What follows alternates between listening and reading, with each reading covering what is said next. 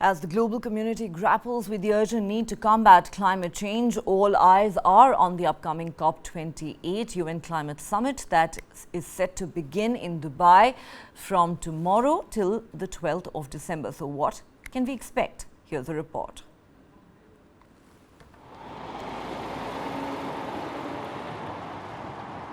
Each country has its own agenda for the nearly 200 nations gathering at COP28 in Dubai.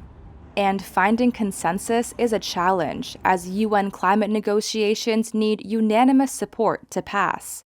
Here are some of the climate summit's main players and what they're looking for. China, the world leader in both clean and dirty energy. It's responsible for 30% of annual global emissions, making it the world's biggest greenhouse gas emitter. But it also has more renewable energy capacity than anywhere else.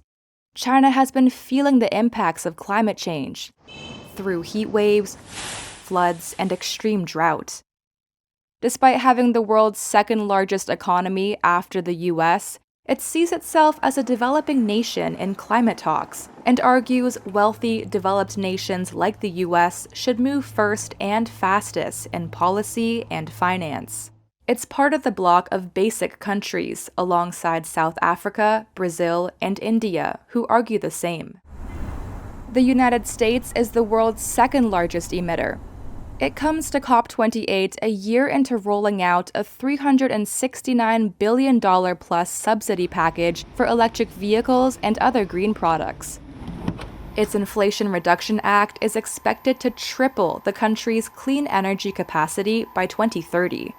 But U.S. delegates will face pressure at COP28 after Washington pledged no new climate cash to the United Nations this year. It supports a COP28 deal to phase out CO2-emitting fossil fuel use, despite being the world's biggest oil and gas producer. The 27-country European Union is among the most ambitious. The bloc, along with the U.S., is pushing to triple renewable capacity. It also aims to end new coal-fueled power plants, phase out fossil fuels, and power electricity grids with renewable sources in the 2030s. African countries are pushing for climate finance to speed up green energy projects. But not everyone's on the same page. Some, like Kenya, Ethiopia, and Senegal, have backed calls for phasing out fossil fuel production. Others, like Mozambique, want to develop their reserve of gas to capitalize off European gas demands.